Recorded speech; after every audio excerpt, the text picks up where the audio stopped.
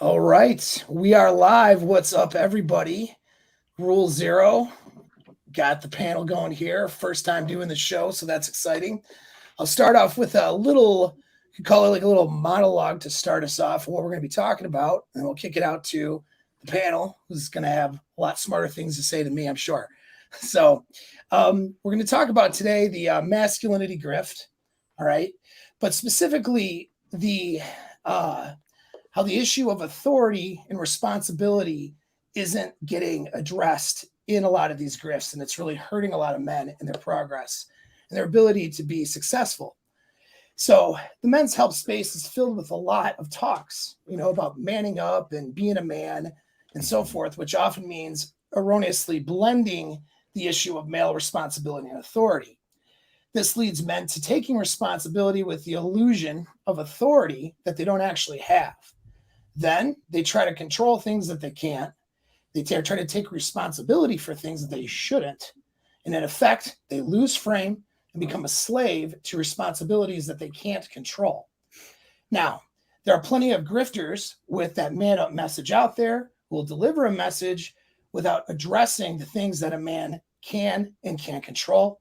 And they're leading you into a loss of frame and influence in all aspects of your life. Today, we're going to discuss these different things and some of the things that are going on out there. So I'll kind of kick it off for another 2 minutes here, a little explanation. Now, my expertise is not on social commentary at all. It's on helping people with specific problems with their mindset, mental fitness, dating, relationships. But I'll get into my opinions and we'll see how right or wrong you guys think I am. I think that we need to recognize that we are in a gynocentric society.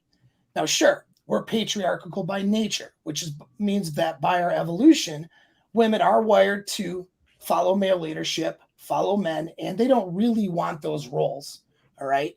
But our social imperatives have changed into a gynocentric one.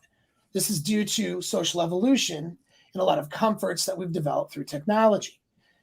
By having a more developed society with more comforts than ever before in developed nations, we've suppressed what I would consider masculine problem-solving tools, classically executed by more dominant men of our past. Societal structures and technology has replaced the critical need of dominant men for certain skills, specifically physical powers, but also some of those problem-solving leadership and protection skills. So, for example, violence and coercion, which are classically male tools for problem-solving, has been greatly suppressed. Well, which we could consider that a good thing. But unfortunately, we've also suppressed other male problem-solving tools as well, like giving men the authority to institute consequence on things that they are expected to be responsible for. Now, it only makes sense when you think about it due to sexual selection, which is arguably our most powerful driver, one of them. We have suppressed male authority, and it makes sense that with that suppression, it would turn into a gynocentric society. I mean, if 80% of men throughout history, due to lack of genetic dominance, are not being selected for mating preference by most females and aren't dominant enough to take the power and status that would give them the sexual selection they would want, then it stands to reason that weaker men could convince benevolent leaders to create societal rules and norms that would favor the ability for them to have mating access. Things like state-instituted monogamy, for example. Remember, as social animals, it's not always the most dominant chimp who wins, because through alliances, two or more less dominant chimps can uproot his leadership. So beta men have been influencing the system by rearranging the rules since at least first wave feminism, and I'd say long before that, to appeal to the female. In fact, the toxic feminism of today wouldn't exist if weak men wouldn't allow it. But they do more than just allow it, they promote it. I mean, consider, the good guy. They want to be considered the good guy, right, by women for sexual access. We see evidence of this with white knights on the internet championing for females and trying to rescue girls in comment sections, down to female empowerment narratives and so on, so that it all in hopes that someone will touch their pee-pee, right? All of this has caused the demise of actual male authority in our society. And if you don't believe this, just observe what happens in divorce court, affirmative action employment, domestic violence disputes where the man is usually guilty until proven innocent, or even in simple cases where women get passes for things like sexual harassment in the workplace or infidelity or body shaming, all things where a man would never get that passed. So in a gynocentric society, we need to recognize as men what we can control and what we can't, and where we have authority and where we do not. Because where men don't have authority, they can have influence. Influence requires emotional buy-in by the other person, and then logical understanding usually follows. That person then wants to follow your influence. With that buy-in, they trust you. They trust your influence, and then they're willing to defer to your authority. This is what I've called conditional authority. Because just like in a relationship, a woman can give you conditional authority, but if at any point she no longer trusts you or is no longer bought in emotionally, she can disregard your leadership and you lose that authority. And then hopefully you set standards and boundaries and she loses the relationship. But this is in practicality what frame involves. They move into your frame voluntarily, but they can always move out of it because your authority is conditional based on what their buy-in is. And that's the essence of game. Now, masculinity grifters ignore the issue of authority. Therefore, they ignore the issue of frame. Guys are ego protective, and they get very angry sometimes and emotional when it's brought to their attention that they don't have authority where they think they should or where they think they do. So they lean towards delusional thinking instead of and they gravitate towards grifters who will just tell them to man up and take responsibility and be a man and be more masculine in hopes to gain that authority back, rather than learning the communication skills and game skills necessary to have the influence they need. This causes men to lose that frame and that masculine leadership with their women in the workplace and in all aspects of their life. And it's that masculine leadership they came to these grifters for, and they're not getting it. So that's my basic spiel, and we'll open it up to everybody. I got to let some more people in here. Adding everybody to the stream. Let's get glad it was basic. Wow. Very succinct. Bullet point. I know. I know. Well, I didn't know. I was gonna have so many guests. This is my channel, and everybody would be like, hey, I thought I'd be by myself. I'm just happy what do you guys think? I'm just happy we can be graced with the presence of international globetrotter Troy Francis. I'm glad he could grace us with his presence and find a very busy schedule. I'm in Warsaw, but I'm here with you guys. I thought it was going to be the first ever solo Rule Zero for a moment there, Paul. What was that? I thought it was going to be the first ever solo Rule Zero there for a moment. I know. I'm sorry. That was not what I expected. I don't have to go to church tomorrow. I'm good. I don't have anything else to say. No, I'm just kidding. But yeah, man. So, I mean, we see this stuff all the time. I mean, what do you guys think? I feel like it's guys that, these grifters are just not addressing that issue of authority. And I got a ton of examples of how this falls apart, where guys are gonna, they're gonna tell their woman what to do and all this stuff, and it never works. It falls apart. They don't have frame. It's the TradCon fantasy. They believe this world existed once, and and the reason it doesn't exist now is because you won't play by the rules. You won't do it the right way. What is a TradCon fantasy exactly? Is that like build a woodshed in the backyard, drink your Miller Lite, put babies in your wife, and I think start up a masculinity tribe of throwing games of the weekend, all that stuff. I think but I mean they don't understand the game. Every guy gets a girl. Everybody stays married forever. Yeah, and it's always 23-year-old guys who are saying, "Yeah, just get married, put a wife in put 16 babies in a move to wood." I get it from all types of people. Anytime I make a comment about relationships or whatever, I'll get older guys. Oh, I've been married 3 times. You just need to be yourself and be nice. And I'm like, hey, Rolo, you just said you've been married 3 times. Like, what are you talking about? It's like zero self-reflection. Sorry, I got Rolo in the. Got Rolo in the chat here. I got to. I'm going to upgrade my account. I didn't realize I can only have 6 people, but we'll change that here in 2 seconds. Sorry, guys. Anyways, continue. Let's fucking doing it live. Forgot about the limitations on the free account. Sorry, I didn't realize. I was like, oh no.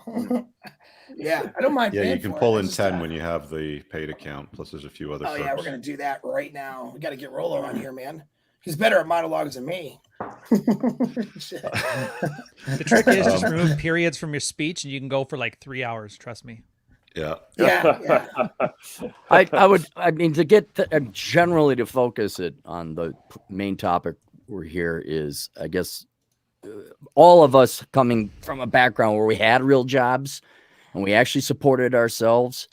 And then you get the fly-by-nights or the people with an avatar and you don't know who their face or their name is. Or I've made this observation. I won't mention names, but somebody who slept with 1,500 women in 15 minutes. A lot of these people, you have to ask one simple rule. Did these guys have a career or profession before they became these internet, or they became these soothsayers, or they became some kind of life coach or something like that? Another one would be, do you claim to be a life coach? That's kind of a, like, if you say you're a life coach, that's the first sign something's wrong. I think everybody here on this panel fell into this. We didn't set out to do this. We just kind of accidentally fell into it. So we had no ulterior motive. And now that we were the accidental pioneers in this particular field in the Trailblazers, now you got a lot of people who frankly don't want to work and say, oh, okay, I can now sell gold digging equipment to the gold diggers. But none of these guys were setting up their own mind. None of these guys walked the path. And that would just be something I'd say to any new person or young person coming into this world looking for a little bit of guidance, is like, is your, for lack of a better word, coach a real man with real experience, or is it just somebody who claims they know what the secret is for the girls? The masculinity grift itself, though, is confusing to me because I don't really know what they're selling other than platitudes about do this, have cold showers, feelings. Exactly. It doesn't seem like, at least. Listen, I don't want to make a big pitch for dating coaches here, but at least, if you happen to be an international dating coach who's currently in Warsaw, available for clients over the weekend, you're saying, okay, listen, I can teach you strategies so you can get better results with women. If you're somebody who knows about finance, you can talk about that. If you're somebody who knows about fitness, you can talk about that. And everybody on this panel's got their own specific expertise, but it seems to me that a lot of these masculinity grifters, it's just very generic kind of stuff. Chop wood, wear a lumberjack shirt, grow a beard. You know what I figured out lately? You know that, Rollo, you remember this, 2018, when we were in Central Florida, basically screwing over our lives temporarily there? No, I don't. I don't remember any of that. Rites of passage. You remember this? Everybody was like, I want to be a father someday and want my son to have a rite of passage. And I'm thinking when guys talk about masculinity as like a thing to achieve, I think it's rites of passage for middle-aged men. Mm-hmm. They want a man guard. They want conformists pretending to be idealists. I want the world to recognize me as a man. It's alpha male, but it doesn't have the same bravado to it. So it's like, I'm still humble. I'm just masculine. I'm not alpha. No, and I hear this. Yeah, and go ahead, finish. Yeah, I was just going to end off with the trick to being masculine is to stop seeking approval from everybody else. It's like I said it in my one essay. The trick to your masculinity rite of passage is to plop yourself down somewhere and just dare somebody to move you. And I know it sounds bravado, but that's just simply it. Just do you. Yeah. In my fourth book in religion, which is now available on Audible, thank you. There's my shameless plug.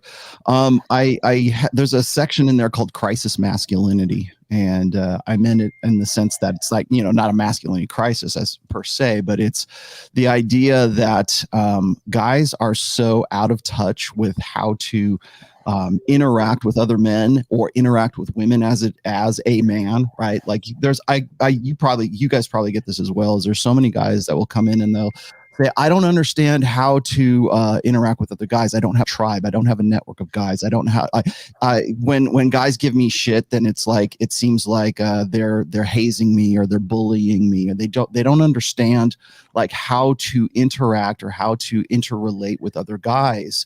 And so there's this kind of misunderstanding or this confusion about masculinity, because for the last, really since the 70s, early 70s, we've been teaching generation after generation of young men to question, like, what is masculinity? Is it a mask you wear? Is it an act? Is it inauthentic? Is it something that's just like you're putting on a show for your mod? You don't have to be so macho. And if you were more real, you would be more like a woman.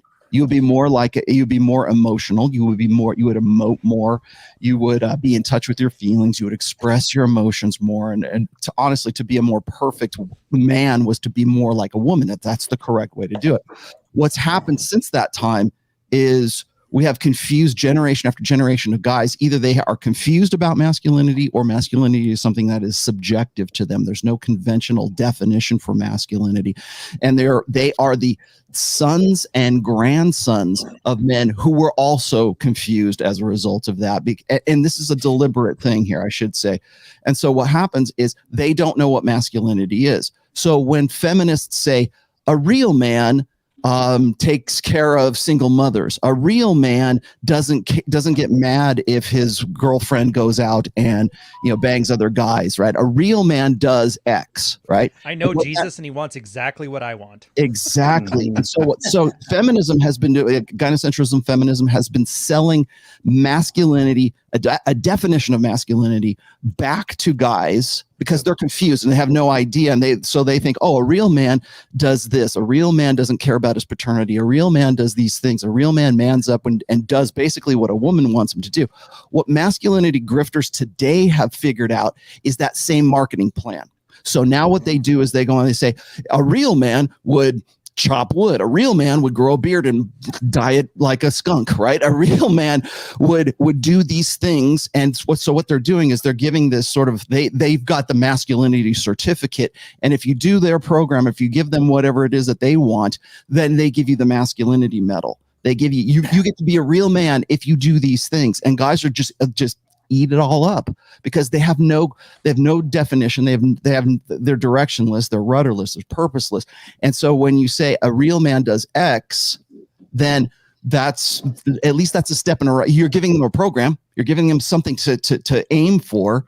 So does X, what are they really looking for? What are they, what's the purpose? What's the point of doing all this stuff? And really, it's I want to be a man. I want manhood. Yeah. You sell me real man. It's a role playing. They want dad game. to pat him on the head and say, "I love you, son. You did it, sir." Jordan Peterson was doing diazepam, so he didn't get a chance to do it, but now these guys can do it. Exactly. I have a question for you all. Is there anybody out there that you would recommend as a icon of a masculinity type of coach? Coach Noah Ravoy. No, seriously. Who's like for the worst of the worst, or who's like selling this kind of because there's so many. I mean, and there's different. Is there one that you've seen that's like, okay, this guy gets it? Well, I hate to say it. I'm not a massive fan, but I think Jordan Peterson, to be honest, at least had something of substance to say.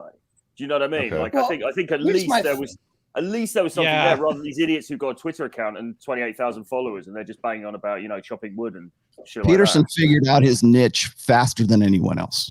What about Jack Donovan? Yeah, good point. Yeah, but he doesn't aim. He doesn't obvious there.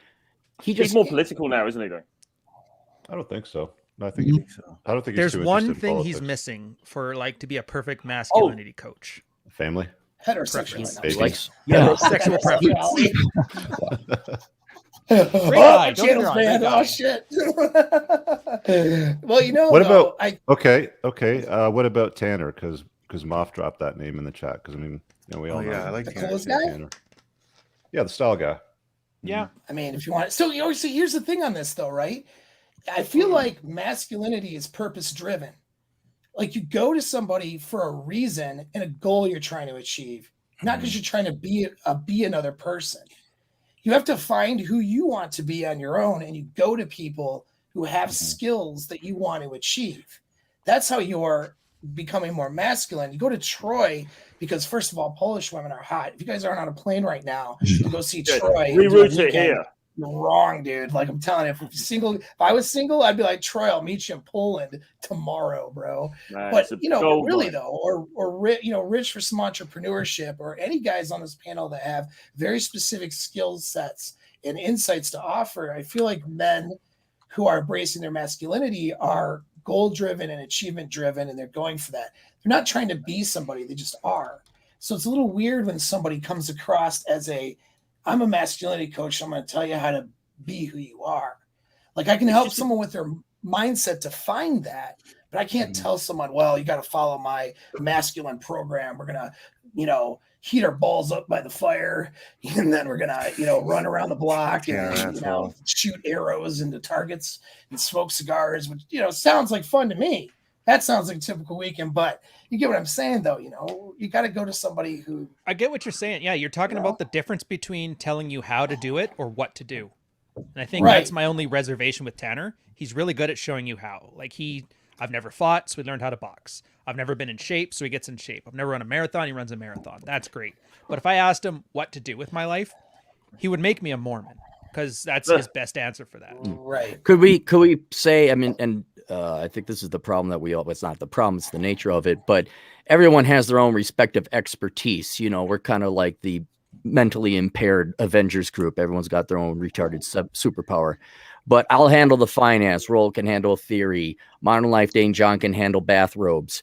Each one has their own expertise. There it is. But we can't tell you what to do. And I get a lot of these questions coming in, and it actually makes me angry. Where I put up the thumbnail is Obi-Wan Kenobi with the lightsaber, but I put my cartoonish face over it. It's like, help me, Obi-Wan Cappy, you're my only hope, because they want me to tell them what to do. And the first step is you got to figure that out yourself. And if you're too effing lazy to do that, then one, no one can help you. We can only help in compartmentalized areas in each respect of your life. But then two, you're easy prey for the genuine grifters who are like, oh yeah, I can sell you the point and purpose of life. Here it's pussy, or here it's a notch count or whatever. Yeah, it's just a bit intangible, really, what they're selling. I think it's just a little bit like I don't know. It's better, like Paul said. Surely it's better to go for mindset coaching, or to think, right, some specific thing, because some specific thing is holding me back here. I need to deal with this. It's an information product is what it is. They're selling you an information product. They're not selling you. They're not like people will criticize. Well, I mean, Rich has a book. I have a book. Ryan has a book. Troy's got books. Of course, Cappy has lots of books.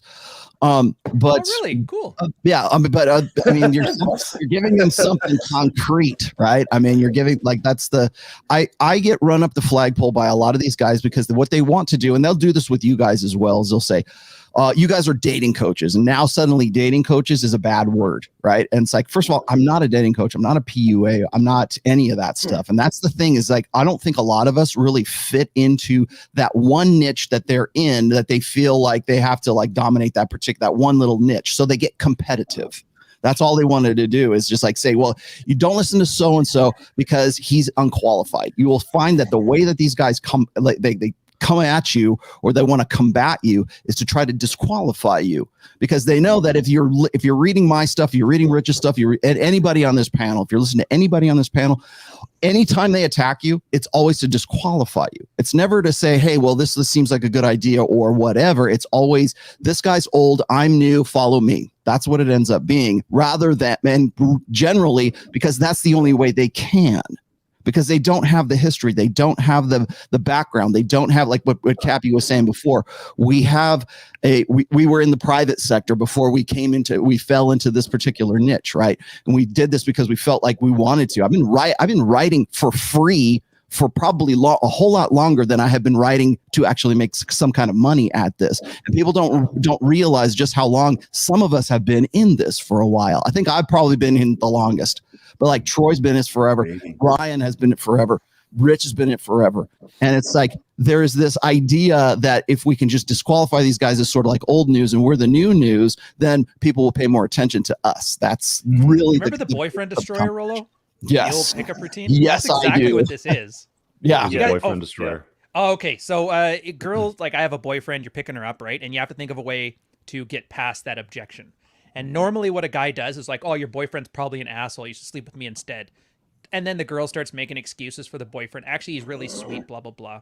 The boyfriend destroyer, and this is why all these masculinity coaches have no game, knows what you're supposed to do is start apologizing for the boyfriend. Because the girl, girls, you say anything, they're going to argue with you.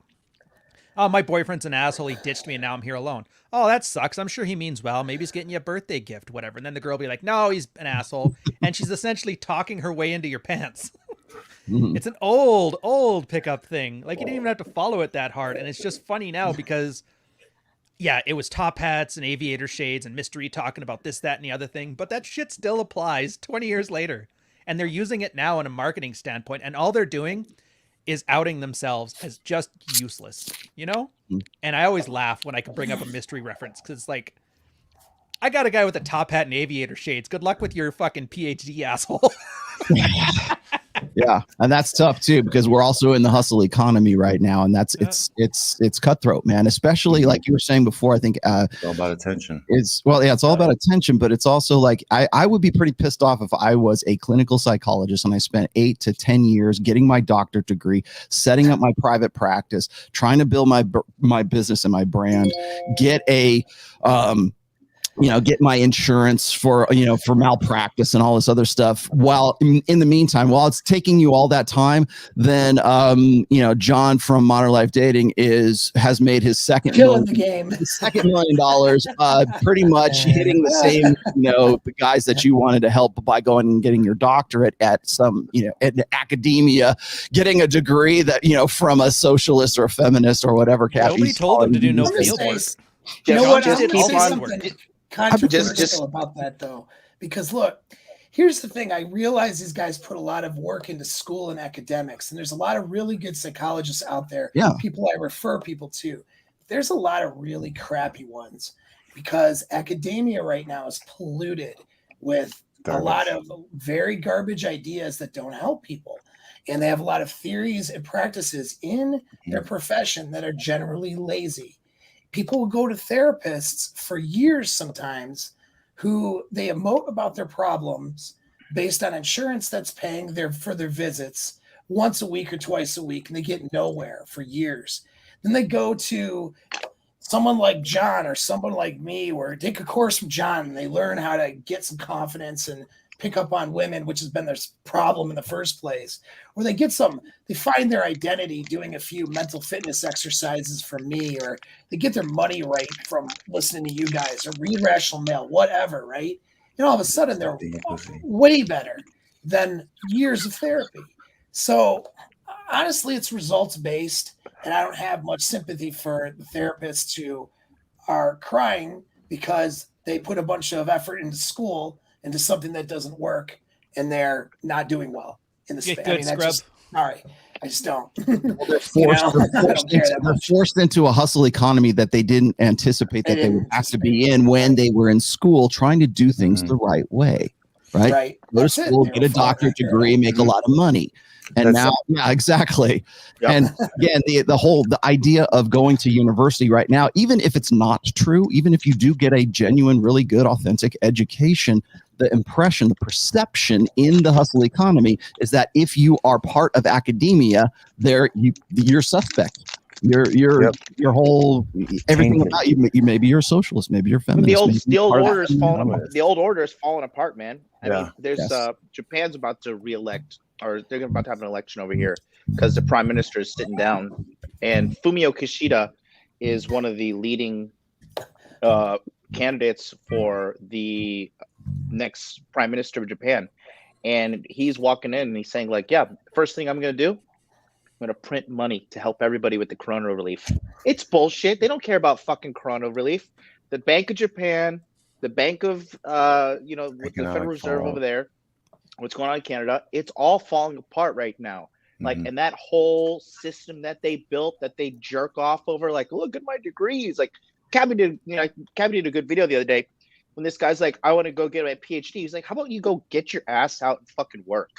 Right? Instead of being this endless student. I know a guy like that who has his bachelor's degree, got his master's degree, 35 years old, has not worked a day in his life. Yep. To this day, he's still living off of his parents' shit. So those guys are just being kind of weeded out. I mean, the way everything's going, this hustle economy, as you said, it's been here for a while. It's just now it's way, way, way more mainstream with the internet being broadcasting, a lot of people's success with it. The internet has broken a lot of the old systems because now all the information is available. You can learn to code. It won't be long until AI takes over a lot of the jobs. The gatekeepers have been taken away too, right? You don't need permission to upload a video, to make a podcast, or write a book. Anybody which is great, because I mean, Rollo Tomasi would never exist if gatekeepers existed. But at the same time, there's a lot of nerds out there that just like, write their books and publish them and upload videos, and I don't they know have no business being 48 there. laws of something. Yeah. Let me ask the panel this, and this is related, Rich, there's no barrier to entry now. And you could just self-declare yourself an expert, whatever field, and you don't need a degree, because everyone has a degree. It's not so ubiquitous. It doesn't mean anything anymore. But not to toot our own horn, but we more or less the cartel or the oligopolists, the main companies within this red pill industry. I mean, there's other people, but and ironically, I don't pay that much attention to this industry because it's kind of like the job, and it's like now I've got other things to do. But are there other established? I mean, there's Coach Red Pill, if we're going based on subscribers and all that. But are there really any serious, legitimate, and publicly known people who put their faces out there? Or are there other companies, people, brands, as Rollo would say, is there a who's the guy with the chin? Mr. Everything's Happy. Bruce Campbell? No, not that. No, not the actor. I like Bruce Campbell. Tony Robbins. Is there a Tony Robbins of the Red Pill we're unaware of? Are we kind of the flagship brands? Oh, that's how sad it is. I think this is it. Yeah. But thank God. How sad is that? We're You're authentic. the president of the Manosphere, but no. Right. Okay. Anyway, but that's good, because we're a bunch of dopes, with hats and funny beards. And we'll all walk some kind of path in the past, but I'm not saying we're the only ones. It's the stamp of approval, but we're honest about it. I mean, everyone here, they give advice, and here's another little tidbit to tell whether or not it's authentic or not. If the advice sucks, like, oh, that's hard, like you don't want to hear it, then that's good. I don't think anyone here gives advice like, oh yeah, find your inner you or some wah wah woo woo spiritual BS. It's all like, get your ass to the gym. I mean, it gets so tiring. We get sick and tired of repeating it. And we will analyze as new topics come in or events, and we'll digest it, or this little angle, this little aspect, we'll digest it. But when it comes to brass tacks, it's in the last chapter of Rich's book. It's probably in the last chapter of my most recent book, which is better than Rich's book. But it's like, here it is, 12 rules, and they're not the sucky Jordan Peterson 12 rules make my, but like it's pretty straightforward. And so, when we get, and Ryan, you've talked about this, when you start to not really necessarily hate, but it's like, God dang, you hate your audience just a little bit. It's like, how many times I got to tell you this? Get off your effing ass. Go do this. Stop being a dumbass. Stop being soy. That little bit of tough brotherly ass kicking, again, is an indication of authenticity. But I'm wondering, who are the woo-woo soothsayers? Oh, I got the secrets, and are also prominent and not kind of morons and clowns. That kind of clowns makes money. They don't exist. The main people that had the strongest marketing grip on this whole sphere under the guise of PUA was Real Social Dynamics, and now they've gone full grift. Now they're like, align your chakras. Pay no attention that I'm 240 pounds, fat, bald, and ugly as sin. I will teach you to get girls. And that's what they've gone. I don't know if you've seen any of their stuff, but that's what they've gone off. No, I've heard of them, but okay. So what, did he actually go the chakra woo-woo route? Yes. Dude, have you not listened to one of his streams? Wow. Time. That's why Yeah. Julian have internet in South Dakota. Woo-woo after he got married. All right, let me ask this. Was he accused of like crimes and stuff too? And then he got married.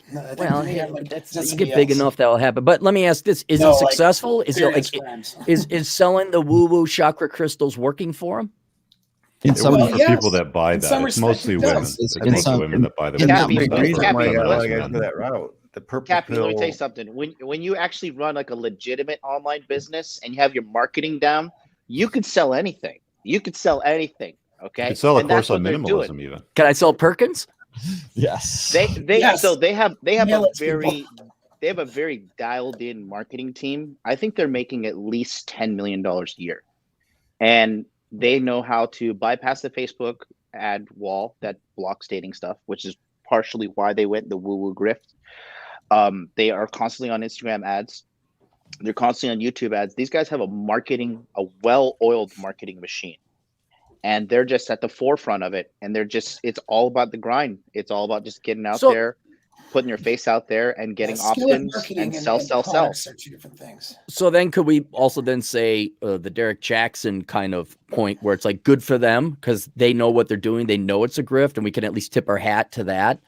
But just to warn other people who are actually looking for genuine progress, like, hey, tune into the real thing, not the woo-woo chakra crystals. Treat like a touch on something that's really important there, Cappy, and most people kind of gloss over it. And it's like, if somebody's telling you that if you want to get certain results and it's dressed in overalls and looks like work, that's probably what you need to be doing. If you're getting the, take my 37 quick tips to complete your course in life to be the best, most masculine, studly dude in the world, and your wife's never going to bang anybody else course. There's no magic wands, dude. There's no rub a cream under your eyes and wipe away 20 years of age and pop a pill and lose, 50 pounds in 3 days. They don't exist, right?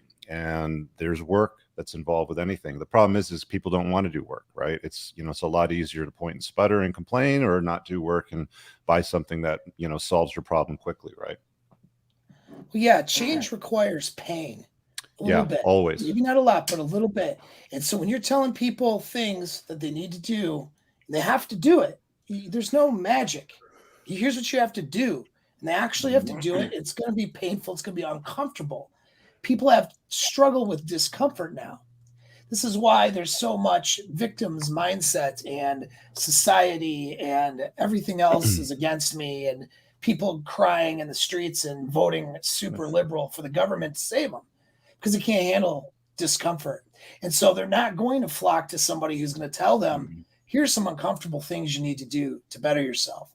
They're going to go to a masculinity grifter that's going to tell them to do some feel good stuff, walk on calls, no fap and then fap and then lie about it on the internet or whatever and feel good about yourself and whatever. But then the real problem is that their lives kind of fall apart. And I've seen that a lot from guys who come to consults who've tried these other things. I have some examples I'll share. And it's just that it's like they show up and they followed these grifts and they lost their relationships or they lost their career. They're depressed and they're not sure what to do, or they've lost time, and that's the sad part.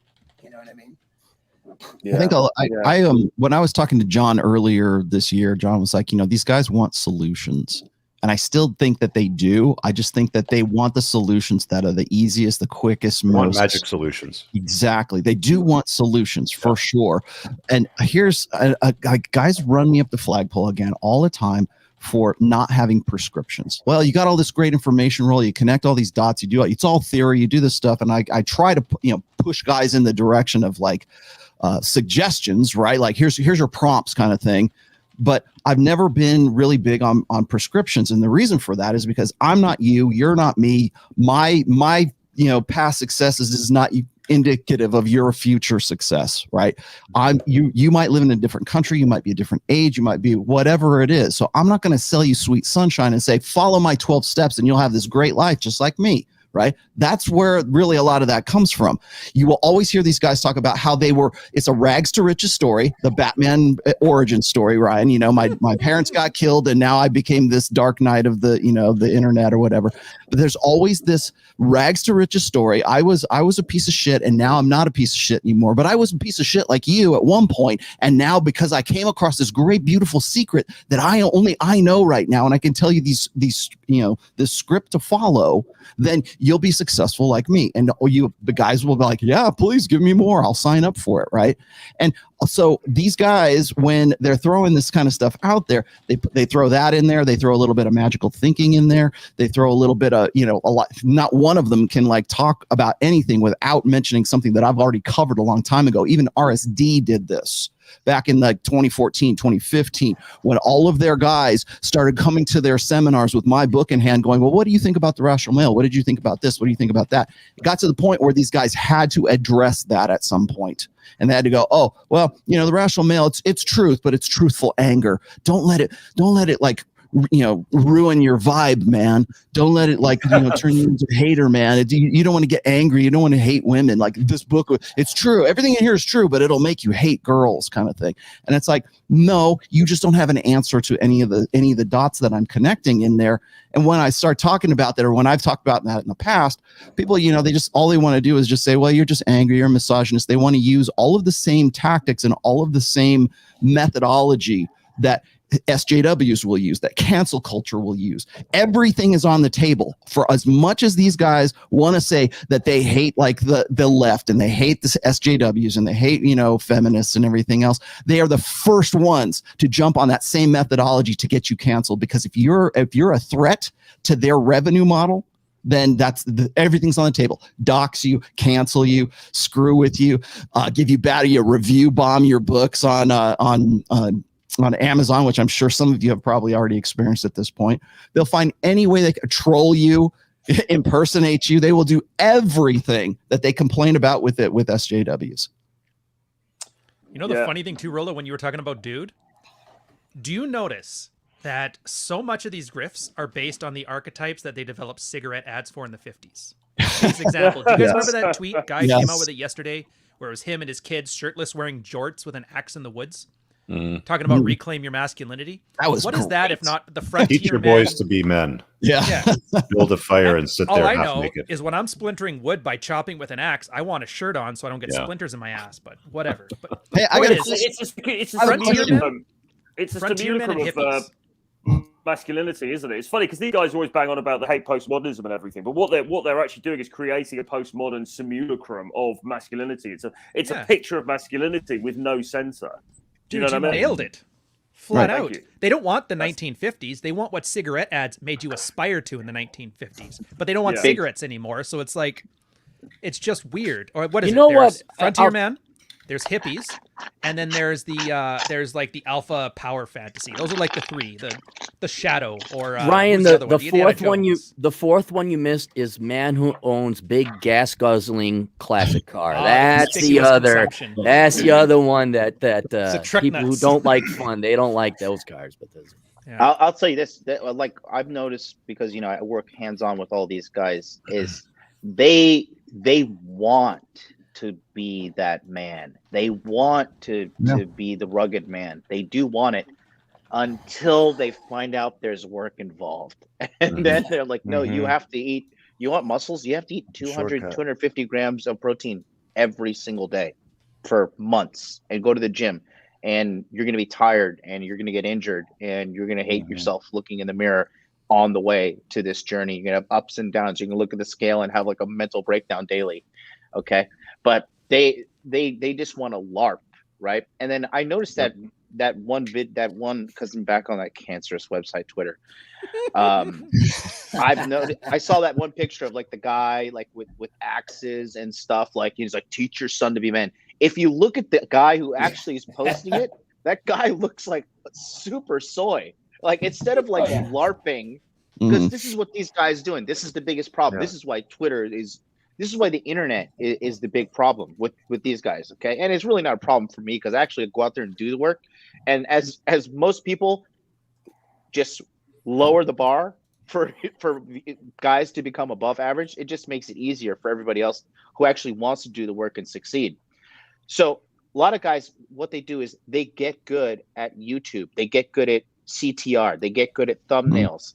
They get good at tweets, and they get good at all this. Like what is his name? Illimitable Man, right? He was a tweet master, and everybody's like, "Oh my god, this guy's so alpha." Turns out he's simping for some fucking cam model girl.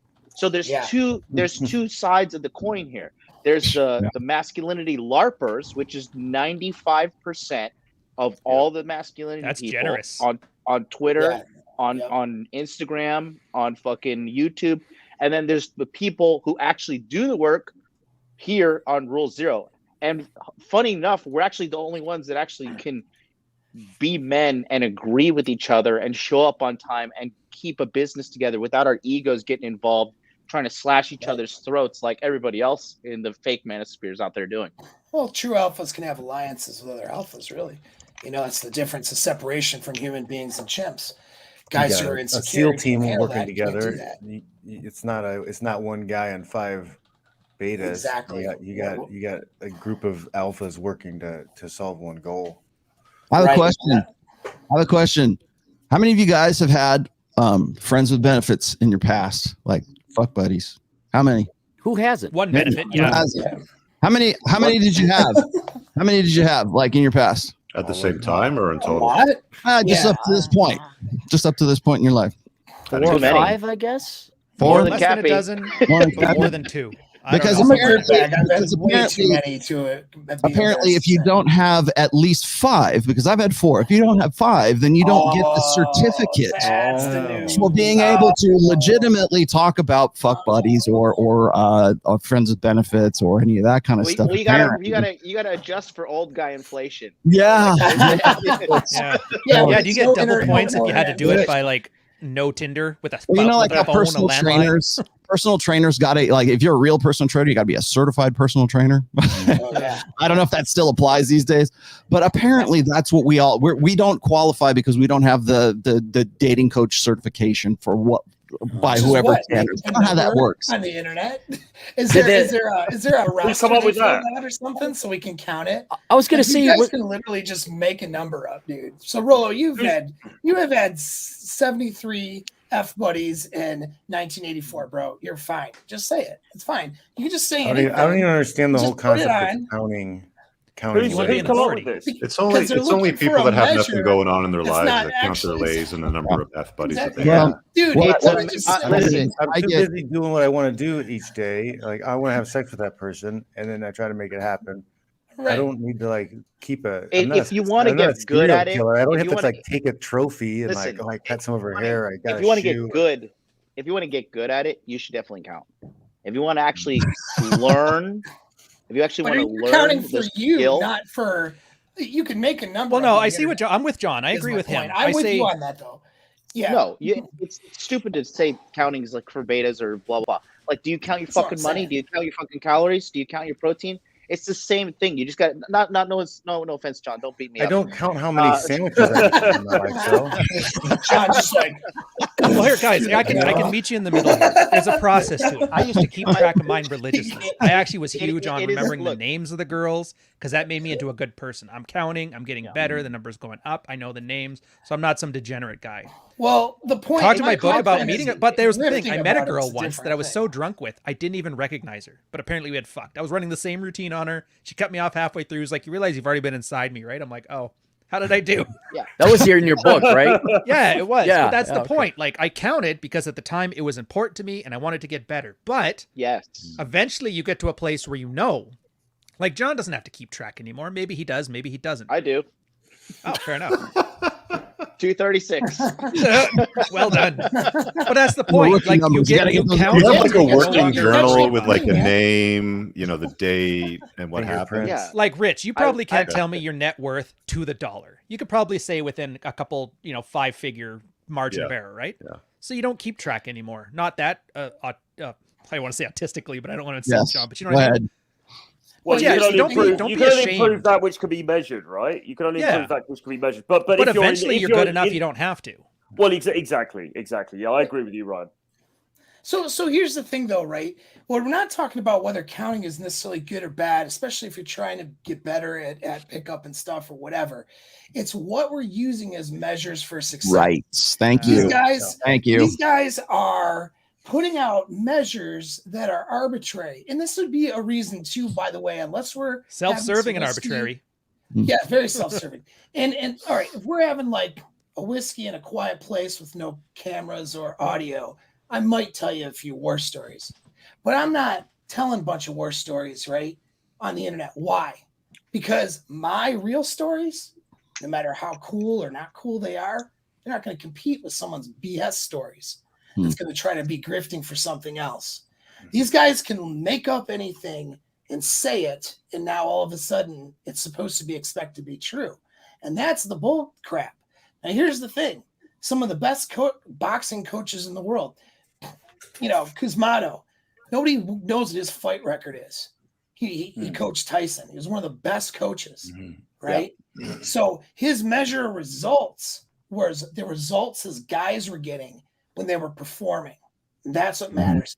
What people want to talk, oh, Rollo, you've only had 4 F buddies. Dude, I sat just for a few hours with you in Miami and watched. It was Celebrity Show. And these people were not Rule Zero dudes. These guys were in a totally different niche, an entrepreneurial niche. I just want to introduce myself to you. A woman handed you a note in tears because you saved her kids' lives, for God's sakes. Oh, but you're not credible, Rollo, because you haven't banged more than 4 F buddies. Who gives a shit?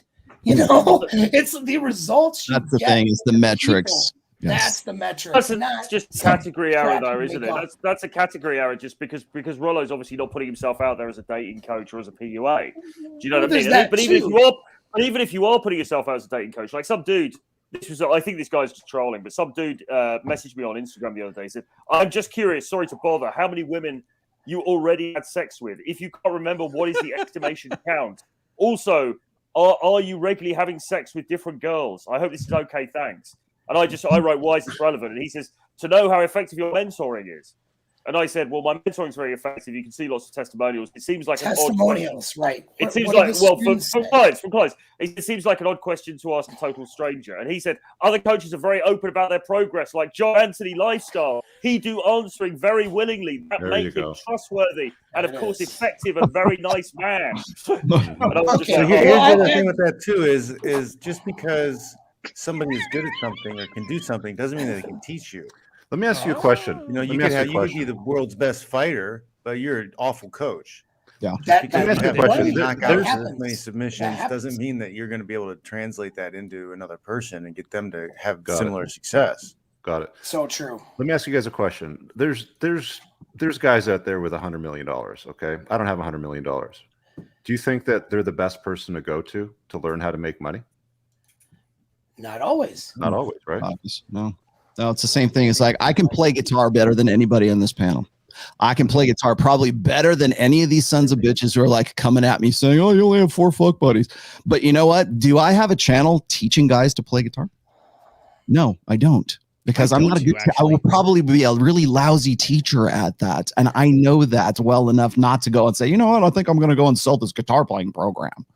I think at some point that you've got to realize as a guy, when you're vetting your guru, like, you kind of need to take a step back and say, would I want to trade lives with this person?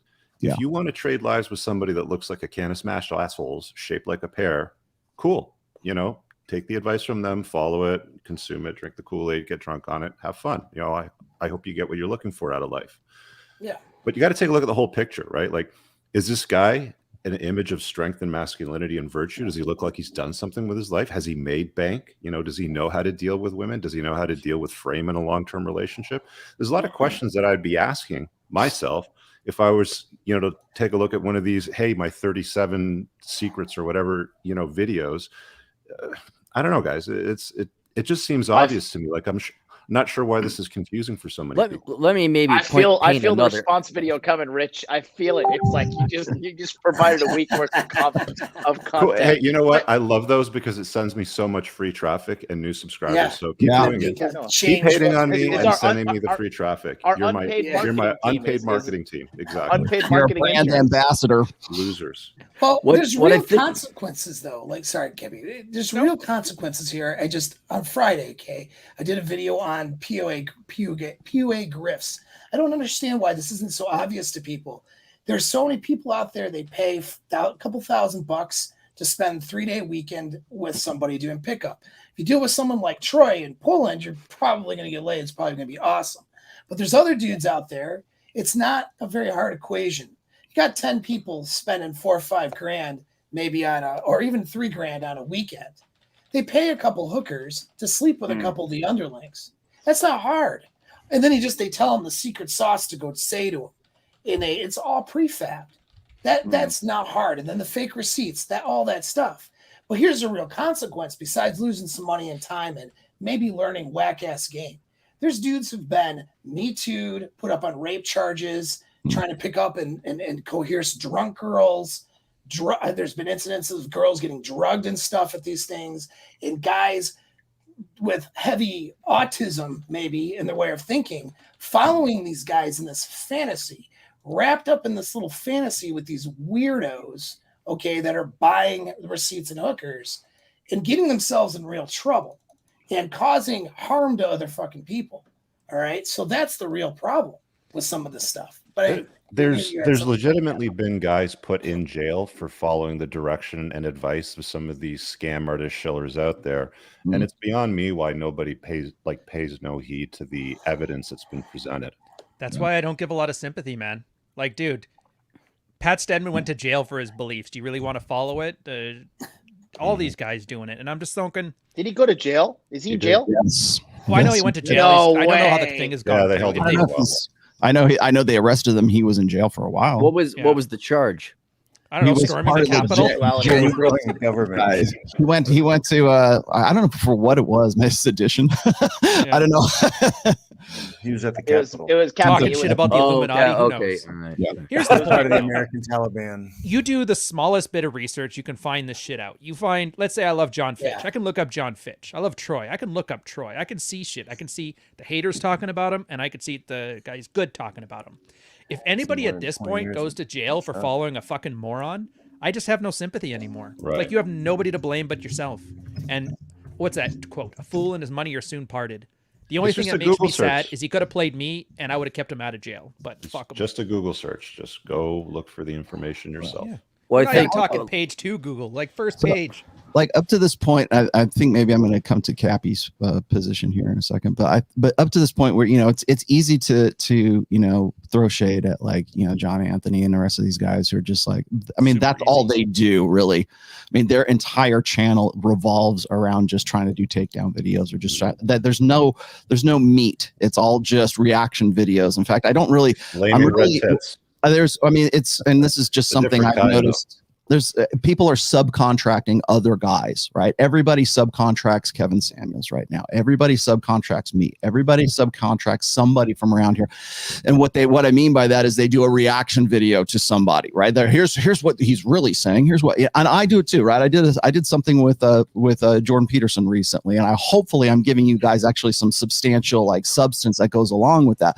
But for the most part, it's like these guys who are red pill subcontractors, meaning they'll have somebody who's a big name, million subs, whatever, and then all they do is just repeatedly do these things. So that's one thing. It's easy to figure that kind of stuff out. The other thing is this: is when I see guys say, and no hate, but when I see guys like Mike Rashid who are out there and they don't have this understanding of the red pill, and they fall back on what today's topic really is responsibility and authority. Every one of these guys, when they encounter the red pill, it's sort of coming into their sphere, right? The red pill, Mike Rashid didn't go looking for the red pill. It found him.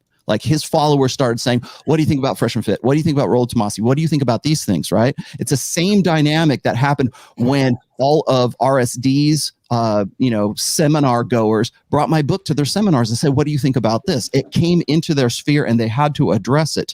And their default response to that is, you just need to man up. You just need to take more responsibility. It is exactly the same thing you will hear from a gynocentric social order, from a moralistic social order, from tradcons will say exactly the same thing. If you go and you look at any video on PragerU right now, it is exactly the same thing. We need more masculinity. Okay, great. How do we do that? Oh, men just need to, be more involved fathers. Men need to be more responsible. And nobody's going to argue against that. Nobody's going to say, oh yeah, men need to take more responsibility. And it always comes back to the guy. And again, the one thing that they miss in all of that is the authority element to that. How about the They incentive? don't want to talk about that because that would step on the feet and the toes of their female audience who came to them because they think that like Matthew Hussey, right? Matt Hussey built his entire brand around trying to school guys into being better betas for spinster women who wanted to get married and wanted to live that happily ever after. And he saw that as a brilliant, Matt, brilliant, absolutely marketing wise, it's brilliant. But from a society wise, we're trying to help guys. It is the worst thing you could possibly tell these dudes. And so it's take responsibility, man. What is it? Extreme ownership, Here we're missing this too, man. Look, just let the plebs pleb. Just, At the end of the day, you can just say, well, who cares, right? Who cares? Just let them do what they're going to do. Let them fucking burn. Well, Some of these, listen, when I sell my courses, every single time, 50% of the people don't even finish the course. Okay. Out of the 50% who attend the live webinar services that are attached with it, where I can sit down and be like, all right, you're disgusting. You need to lose weight. You're kind of weird. You have these weird big goggles of glasses you need to get rid of. And I start telling them what's wrong with them. I have you full screen. You're talking to everyone right now. By the time the webinar goes towards the end, even if it's like a 10-day webinar period or 5-day or 2-week, towards the end, the attendance probably drops off at least 35%. And I never see these guys again. I've been doing this since my first launch, February 19th, 2019. Or excuse me, the end of February 2019. Every single quarter, and to this day, I've seen it with my guys as well. Every single time, guys give up, guys quit. And that right there, that just motivates me. I'm like, I just have all these fucking pussies giving up. Like that's a big part of winning is just not giving up. Especially they're subsidizing the guys that are doing it. But you can charge like a tenth of what you charge because 10 guys will do it, 9 guys won't show up, and the one guy does work. They're actually helping him, if anything. But that's what I'm trying to say is like it's a moot point to get upset because a lot of these guys are LARPers. They want to fake it. They want to pretend. You know, that's why do you think masturbators? They just want to masturbate over the content and not do anything. What's the new thing, right? Renting Lambos, standing there with bitches you didn't fuck. All this shit, posting on a fake Rolexes, fake Audemars, fake Pateks, right? It's all fake. They just want to fucking get all the sizzle and they don't want to deliver the steak. And that's wonderful, guys, for guys like us on this panel, because I know every single one of you guys delivers. It's all participation. I feel like it's all comes down to, you know, all these guys, a lot of guys raised given participation trophies. They just showed up, they got an award like everybody else, and that was enough for them. Yes, the guys that do the work are the guys who are like, nope, I'm here to compete, man. I don't care about. And look, that's why I rub a lot of people the wrong way, right? Because I give them the uncomfortable truth about reality and about what's going on in their life. Like, oh, you know, that MLD guy, he's such an asshole. He's such a douche. Like, I'm walking the walk and I'm talking the talk. If my existence upsets you, like that's something deep inside of you that is being triggered by me. You're the one with the problem. That's very true. That's very true. I think because every time, because I'm sure all of us here, you know, there's always somebody on the internet. We're like, that guy's fucking annoying. That dude, why are they talking? That guy's got a stupid face. I don't want to listen to this guy anymore. Blah, blah, blah, blah. People thinking about me, people thinking about Rollo, people thinking about everybody on this panel and probably every other internet creator there is. Right? But if you're taking it to an extreme where you're hating on people, you're getting obsessed with people, you're sending them messages, you're trolling them, you're doxing them, you know, you're allowing them to get in your head to that degree. That's on you. You're the cuck, not the person that you think is the cuck. You're the cuck, right? Because you've allowed that person to get into your head. And that says something very, very deeply, there's something very deeply damaged about you as a person, okay? These internet figures, right? Just don't let them invade your consciousness in that way. If you do, that's a weakness and you need to sort that out. Yeah, I have a brilliant idea. Throw that up on the screen for a sec. Which one? Gappy, I have an idea for us. I'm gonna move to South Dakota, and we're gonna start a variety show. We're gonna start an old guy show of Fresh and Fit, except we're gonna call it Stale and Fat. I'm gonna move to South Dakota, and we're gonna get nothing but soccer moms who are like over 40, and we're gonna get them on the show. We're gonna hold them accountable and run them up the flagpole. Brilliant. I think we can do this. I'm picturing Statler and Waldorf from the Muppet Show. Yeah. Stale and Fat. That's going to be our show. Have you guys seen the new trends, by the way, for YouTube channels? Like 100,000 subscriber guys popping out of nowhere. All they do is they steal TikToks and just play them one after another. No commentary, no nothing. Again, subcontracting. Yeah, but not even good TikToks. It's just women talking about baby daddies. I'm there. Guys, this is all you have to do to deal with these nerds. Just shut the fuck up. I'm not reading any of that. It's a simple, you don't watch the takedown crap. You don't acknowledge it. Let them be your free marketing team and enjoy the inbound traffic that you get from it and laugh it off. It's as simple as that. I'll donate a baked potato to that. Well, so here's the thing too, and I don't, if people aren't going to listen, aren't going to do the work, no, I'm not going to cry about that. There's plenty of people who will, but it's good that we talk about these things too, because there's some real lessons here of what happens when guys follow these grifts and they find themselves really screwing up big parts of their lives. So I got an example. It kind of happened in a discussion board. Had to do with a guy. Well, that's always one, but this one had to do with, the guy who was father of 2 teenage daughters. All right. He was asking for advice. Now, because, and I've gotten this as a frequent question. I don't have daughters. I have a son. But it's like, man, like, how do I raise daughters in this sexual marketplace? And they're worried about their kids. How do I set her up for success with everything that's going on? It's a real question. You know what I mean? And so this guy comes in there and with a reasonable concern, but he just keeps saying things like, well, I don't see the point of dating with the way things are today. And I don't think I should let them date. And all this tradcon stuff. And all the stuff too of, well, a girl's going to be ruined anyways if she's not a virgin when she gets married. It's like all of this very out of touch kind of stuff and language that's coming on. And he's getting this from tradcon type grifters that he's going to man up and he's got to tell his daughters what they need to do and this and that and the other. And I pointed out to him, bro, you don't have that level of authority over your daughter's reproductive decisions. You don't have the authority to tell her she can't date. You can tell her that, but she's going to do what? She's going to date anyways behind your back. The law doesn't give you that authority. Your wife doesn't give you that authority. Okay, not that she needs to give you, but you get what I'm saying. She's going to undermine your efforts because you're being too draconian. You're going to lose any influence you have on your daughter's reproductive decision. Of course, he didn't like that answer and me telling him he didn't have the authority. That made me just a pickup guy who, find it interesting. This pickup guy is trying to get my 18-year-old daughters on the marketplace. Oh yeah. Like I want anything to do with your ugly 18-year-old daughters. Not interested. You know what I mean? I'm trying to help this dude out and he's completely out in left field. I've done some videos on this sort of topic too.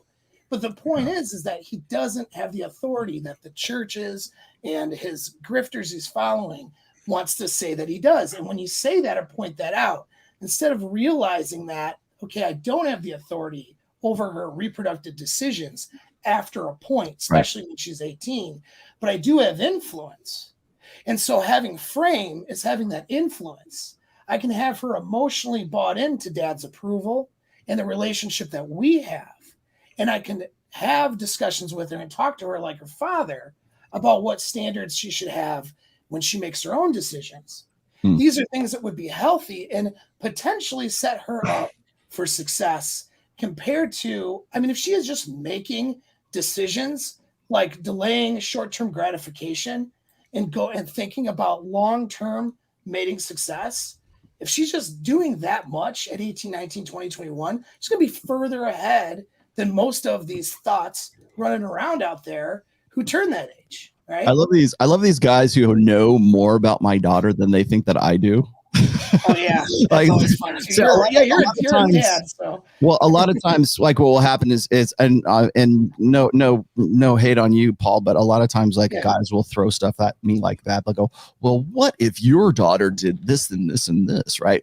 And all that is, it's not a real question. It's not real concern. It's they're trying to bait you into saying something or, well, you think that the red pill is really praxology, but let me see if I can get you to think of it as a belief, right? Let me see if I can, let's see if I can rope you in. What about the iron rule of Tomasi number 3? Why do you say that any sex you have to wait for isn't worth the wait, right? And I can explain this exactly how I explained it in the book that they claim to have read, but they never actually have read, or their reading comprehension skills are at the 4th grade level. So they what they'll do is they'll come in and they'll ask me stuff and they'll try to get you with those gotcha questions or those baiting questions that they think they're going to get you with. But let me just save you guys the time for, at least on my part. I've heard them all. I've been doing this for 20 years. I've heard every single one of the things that you think is a novel idea. I've already heard it already. So save your breath. But I think a lot of these guys, particularly in the TradCon circles right now, because what they're doing, and Ryan knows what I'm going to say here, is they're approaching the red pill from a perspective of belief and ideology rather than from empiricism. They want to desperately turn the red pill into an ideology because that's the only way they can combat it. So every time I hear the red pill philosophy, the red pill ideology, the red pill believes this, the red pill, anytime somebody tries to tell me that it's a belief set, I just go, no, we're having a different conversation. Your goals for that debate you're being disingenuous about even coming on to ask me, I want to debate Rollo about what?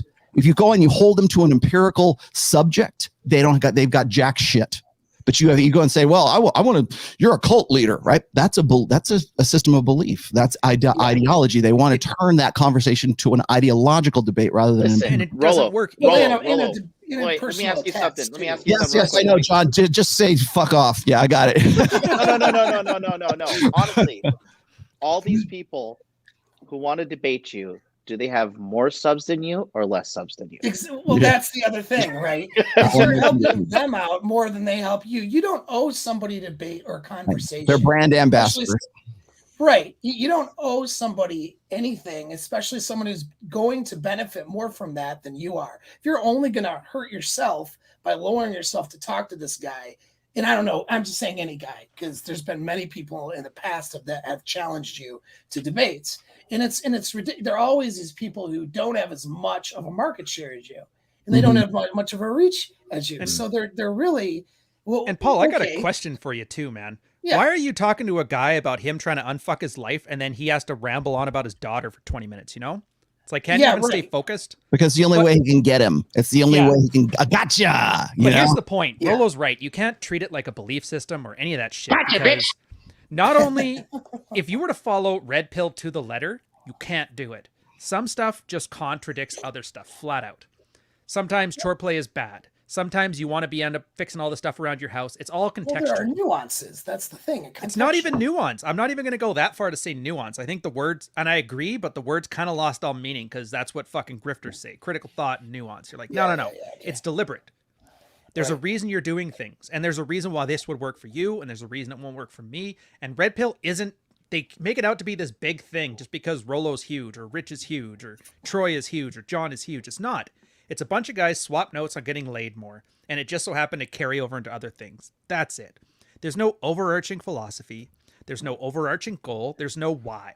Why do you want to be a man? What is a man? I don't give a fuck. But if you want to get laid, do this. And if you want your wife to suck your dick, do this. This is what worked for me. Try this out. 5 different explanations, 5 different reasons. It's up to you to sort it out. I actually had a post. I had to put it out because Dr. Smith and I got into it again. Typical. No. He said all women are like that. It turns out not all women are like that. So he made some condescending acronym saying it should be all women aren't like that, but sometimes I'm like, oh, for fuck's sakes. It's like, I don't get why you keep, and I know why, but I'm like, I don't get why you keep doing these things when you literally have open lines to every single red pill person you could ever want to talk to. And the ones that you don't are more than amenable to like explain and learn what their weaknesses are from an expert. He's like, I've already learned it. What are you, mad, bro? And I'm just like, oh, for fuck's sakes. The flex. I think what people need to a new vocabulary word, because I started reading Rollo's new book or listening to it because I don't read. And so I had to dust off the thesaurus and praxeology, and that he hit it on the head. You guys have got to realize this is not an ideology. There was no Council of Nicaea where we set down the rules and laws. And if you had 6 fuck buddies, you were alpha, but if you had 5, you were a sigma, or whatever the hell it was. It's if then. Those are the if then. We're not talking morality. If this happens, then A, B, and C. If X, Y, and Z, well, then L, M, and K. And the more you think that this is an effing science, because that's, this is the cheat codes, as Rich always points out. You think, I just do what it's like. No. First, you have to be, I'm going to say top 15% now. Forget top 20. You need to be top 50. You have to deliver what women want to fuck, period. All right. And then 2, you have to be on your Fitch, the perfect example. Fitch, what people are asking people to do in this world with, well, what are the rules? What do I do? Or, Troy, what do I do if a girl does this? That's like telling Fitch coming up to us, say, oh, if he throws a left hook, what do I do? Like there's a script. Like, no, there are a zillion variables happening during a fight. You cannot script it. It is not choreographed. So and the sooner everybody realizes that, the sooner you'll realize that people who come up with the script or a recipe are lying. They're posers. There's frauds. There's general rules. Sure. Yeah. But it is a praxeology. It is stimulus reaction. It's environment reaction. Your condition and your current environment and the current actions being taken by the actors and agents in that field, in that environment, at that moment in time is going to determine what you have to do. But you have to have not just like, okay, some general rules, but the wisdom and ability and the interpretation and to assess and diagnose exactly what's going on to come up with the best course of action that still may not guarantee successful outcome in the end. Adapt. Fucking adapt. People need to look up praxeology. By the way, Rollo, from my book, I actually put the definition in it. Buy a book. By the way, chats. Yeah, by the way, one of your guys' products, by the way, and Lewis Super Chats. Rollo, thanks for another light fluff piece there. Hey, there you go. Hey man, you can get it on Audible now. Nobody. I am. I'm picking books? weeds. We read books. Gen X reads books. I'm picking rocks and weeds, and I've been listening to it the entire time. It makes it less painful. Yeah. But it's tell John to do the same now. And like Ryan pointed out with that Twitter, discussion that went on, it's like, and I get Sean's argument, I really do, but it's listen, we have terminology to simplify concepts because guys don't get it, so we have it here. Hey, here's the thing: all women are like that, whatever. But you expect people it's a heuristic. Use their brain, and put it in context to what's going on and apply it, not just follow a rule like, again, praxeology versus a set of rules or a set of, this isn't 12 rules for life or here's the truths about everything.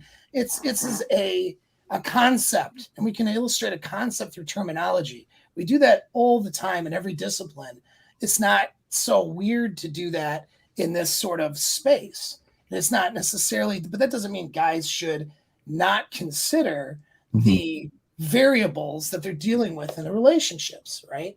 Like, I had another example I wanted to add. So like, I had this guy, he came to me later and he was, he would always circle back. He lost his one-itis, all right, is what it was.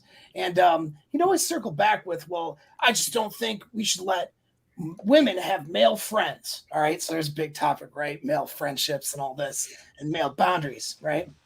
And so he, instead of going about it where he had frame and influence in his previous relationships, he was just throwing down draconian rules. You're not going to hang out with this person, that person. Giving ultimatums, of course, doing a lot of explaining, and then, of course, not executing any consequences to things and just getting more mad and frustrated. And she eventually left him, saw him as abusive, of course, because he was being coercive in that relationship. It goes back to authority.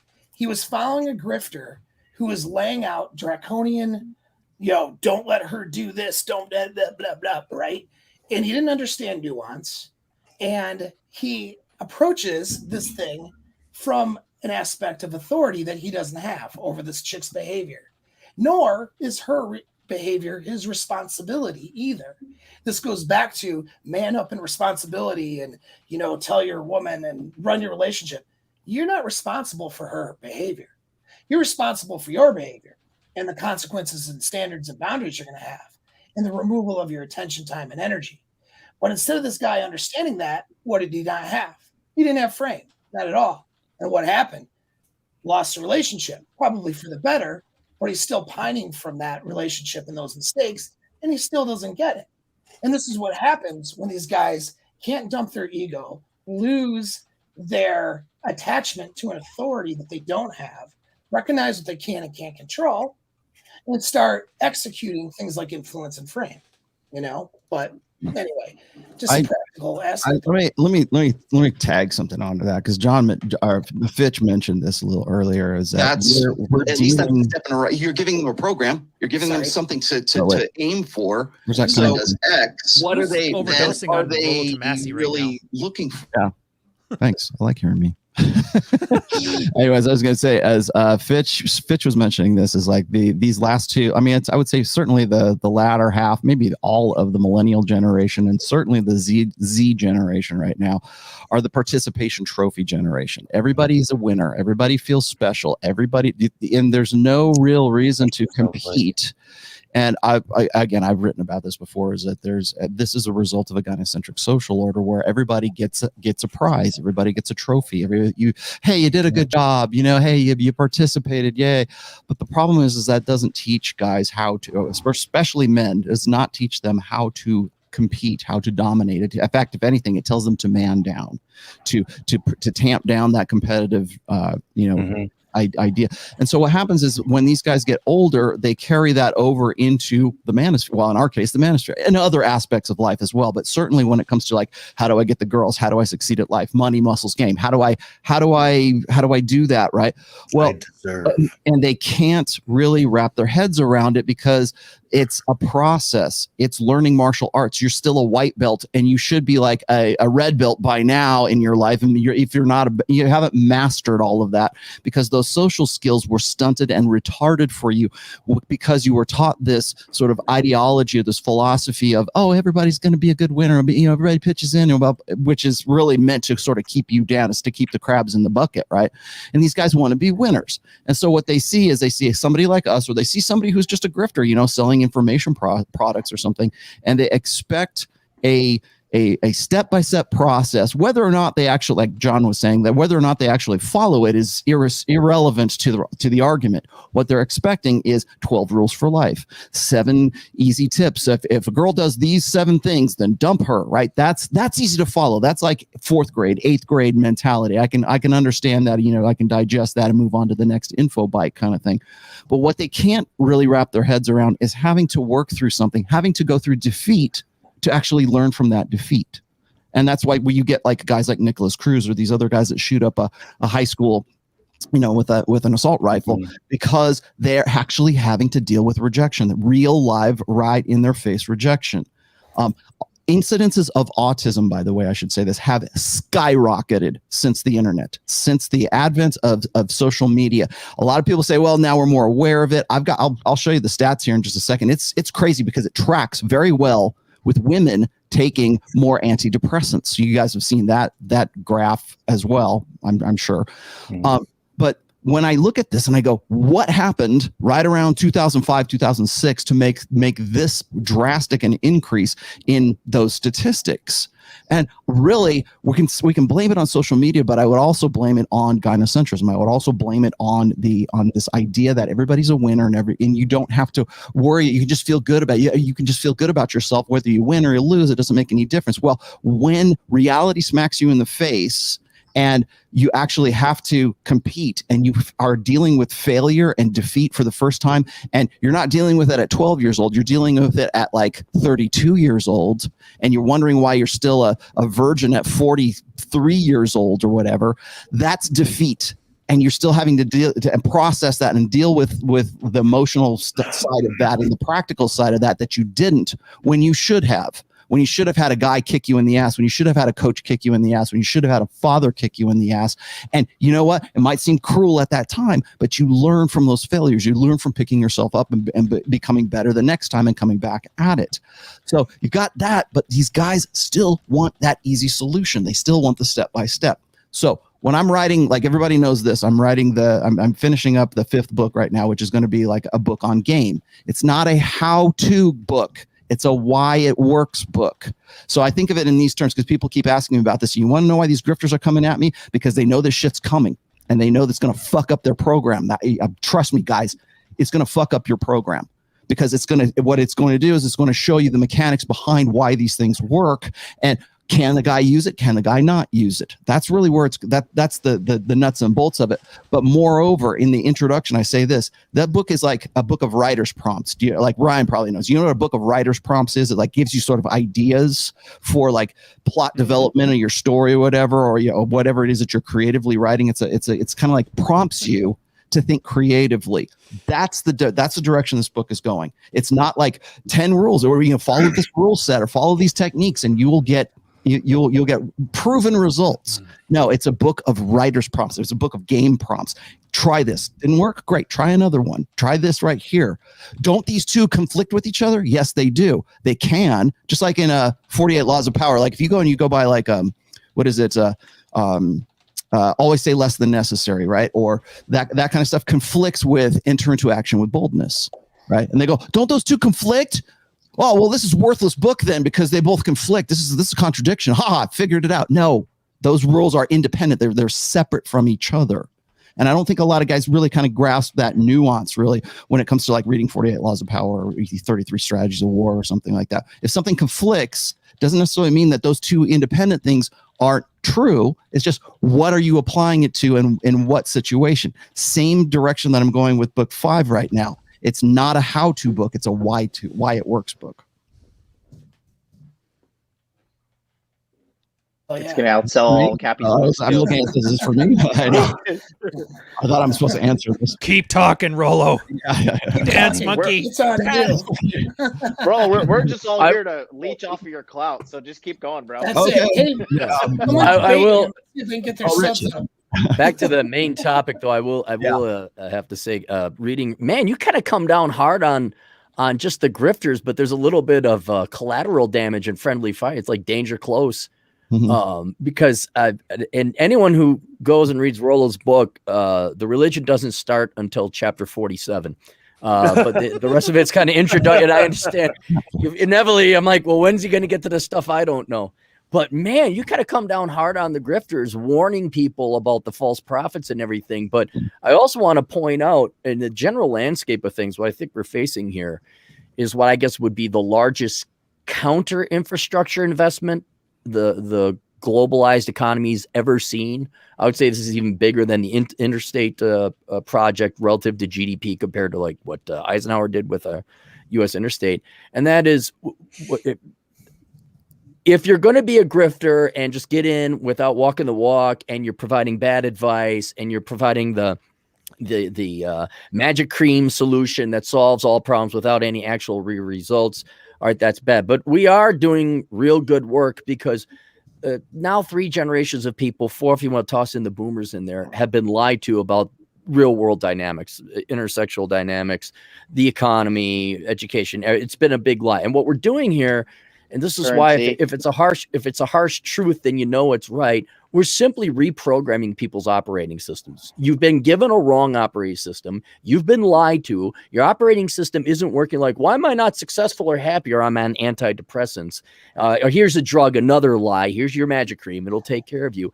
We're providing probably the most valuable service to the world right now, and that is, here's the truth. Here's the harsh reality. Now, do you want to salvage what's left of your life, Mr. 35-year-old still living at home, or do you want to just ruin it like you did the first half of your life? And so I think we got to be careful to not, throw out the baby with the bathwater, because there is real good work going on here. Rollo, I don't know how many lives you've saved. I know Terrence Popp, he counts like how many people said he prevented them from doing suicide. He's in the almost 500 people.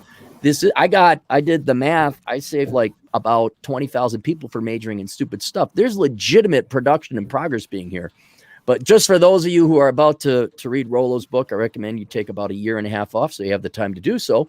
That first part, you're like, dang, wow, that's a little harsh there. But well, you could just buy the audiobook and then play it on a loop and finish them faster than your audio. I've had to hit the reverse, like go back 36. Like, what the hell did he? If your mind even wanders, you're gonna lose them. And you got to go back and it's like, what did he? What do you think of that? What do you think of the reader? What do you think of Trey? He's good. He's got a good voice, but he missed a bunch of. There's a couple repeats and mistakes in there. No, there. I don't know if you care about them or not. I mean, I always go for the intent, so I'm a little bit more forgiving. But purists might say at this point and at this time he repeats himself, but yeah, they need to be edited. Yeah, I wanted to mention something too. It's interesting because the things people are being saying in the chat is that, I mean, my preference, although names do come up, is that we talk about ideas, and not people, right? Mm-hmm. And because there's a lot of times there's going to be people we disagree with or might have different takes on something. But if you want to like check and see if somebody's doing a good job with people and not a grifter, again, you're looking at the results that they're getting. You just mentioned Terrence Popp, for example. Actually, he's from a unit that I served in as well. Guy's a legend, by the way. Guy's a very good NCO. He's there's a lot about him that's pretty awesome, right? Mm-hmm. Now, him and I have hung out a couple times, but we don't like see each other very much. He's more of the MGTOW angle. Him and I are different. I teach guys how to get into relationships with women. He doesn't. But dude, he's saving lives up there. We might have disagreements on some philosophical things, but he's doing things to help people. Everybody on this panel, it's the same thing, right? And so, it's you want to look at the results that people are getting. It kind of comes back to that. And you can tell the difference when someone's marketing scheme isn't revolved too much around that, rather and revolved around the cult of personality. Troy, for example, Troy's like, why are you asking about my leg count, bro? It's a little creepy. Just, you want to know if we get the results? Look at my clients, right? That's an evidence of Troy not being a grifter. He's going to teach you real stuff versus some guy trying to promote himself as the product. You know what I mean? Yeah, I mean, increasingly doing these like live training events with Tusk over the summer, we've been filming guys doing testimonials at the end. So we'll sit down with the guy and just say, look, so, what was your experience before this? How has this helped you? What have you learned? What will you take from this? And, overwhelmingly, those have all been very good, and we'll be putting those out, going forward. But that really is the key thing. It doesn't really matter how many people I have or haven't slept with. It doesn't really matter. I mean, if you want to go for a guy who's on the internet and he's saying, I've slept with 10,000 women, and you think that that's a good enough measure of success for you, then that's great. Go and do that. But that's not what I'm selling. That's not the way that I think and that we believe that demonstrating success really works. I think success is demonstrated through, do you have something to teach that actually tangibly helps people? And I think that's the important thing. To be fair, actually, guys, there's a lot of these grifter, guys, I kind of don't want them to follow me because they're already bad just judges of character. misled. Just Some on the back of people that, actually, Tim think that their blue Grover. pill philosophies and ideas are like the way, and they're it's just as dangerous or maybe more dangerous than the grifters, because these, the people who believe in the bullshit they're actually saying might really get people in more trouble. Just for off the back of that though, so Tim Grover in those two books that Rich recommends, Relentless and then Winning, which are both fantastically great books. Tim Grover says, he trained people like Kobe and Michael Jordan and many other, massive sports stars. And he acknowledges in the books, he says, I'm not as fit as these guys. I don't have to be as fit as these guys. That's not the point. The point is, what can I do for their mindset? The point is, how can I don't have to be able to run around the court as many times as Kobe Bryant. I don't have to be able to shoot like he does. What I bring to the table is something different. Okay. And it's that you need to look for. I'm not saying, so therefore go to a guy in the case of dating coaches who's a 40-year-old virgin. Obviously that's no good either. But ultimately you want to be looking at what results can this dude get me? And has that been demonstrated through his work with other people? Oh yeah. Well, and then let's look at, we can maybe shift gears too, is like the shift towards dudes just wanting to feel better about themselves versus actually getting results. You know what I mean? In what they're trying to do. They'll go towards like, well, I'm going to do this, peak masculinity camping trip with a lot of lotion and campfires, and they'll do that or whatever, and then they'll feel really good about themselves and walk away feeling empowered and having a peak experience. It's like church for a lot of people, where they go to church on Sundays and then they go along the rest of the week being the same shitty people that they were, you know what I mean? And then they go in for this peak experience. It's like, what are you grifting? And I feel like sometimes selling the peak experience without the results, I feel like that is probably a better business model. It seems like people flock to that. It's just not something that I'm willing to do. You know what I mean? But I don't know what you guys' thoughts are on that. There's a lot of guys that just basically their mommy bullied them or daddy bullied them, and they just want somebody to tell them that it's all good. And that's why they have Ryan Stone's channel. You know, they can just go over there. Hey, this was fun when you were shitting on Aaron, but now this isn't cool anymore. Okay, too far. Too far. Seriously. I think what I think what Paul said about Terrence Pop is true. I don't really know about the guy, but all I know is he's endorsed MGTOW, and he looks like he endorses MGTOW. And God bless him, he's an American hero, whatever. But there are guys out there that want. Look, let's just pump the brakes on all this bullshit right now, and stop and get down to rule zero. Guys want to have sex with girls, all right? And there is a growing. No. There's a. All right, that's the end of the show. See you guys later. All right, guys. No, there's a growing movement of guys who are selling the delusion of like, oh, you don't need girls. You don't want to have sex with girls. Like you need to align your chakras. You need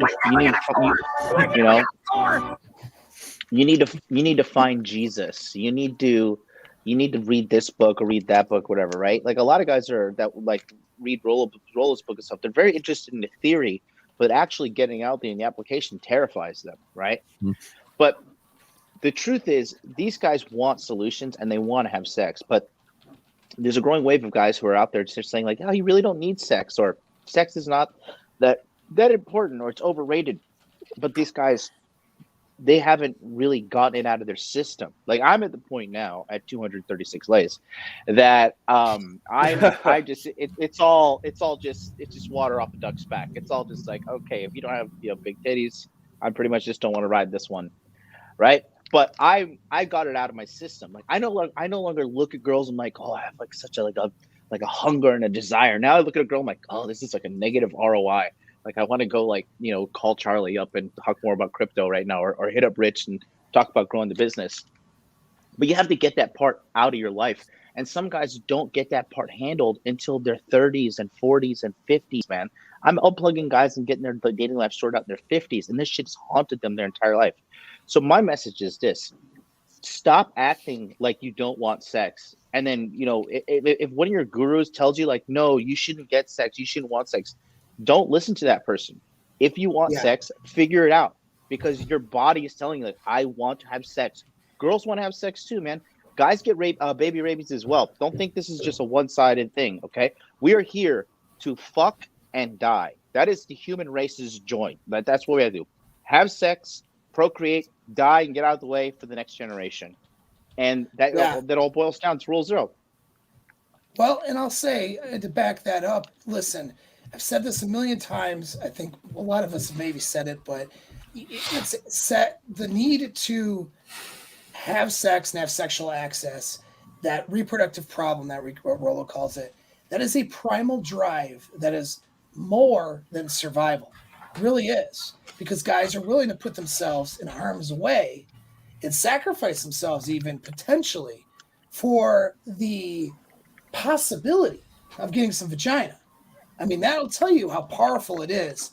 And although I completely endorse what Rich says all the time and what a lot of guys just, hear say, which is, hey, chase excellence and not women, because the women will come. That's not a MGTOW message necessarily, though, because the women will come, right?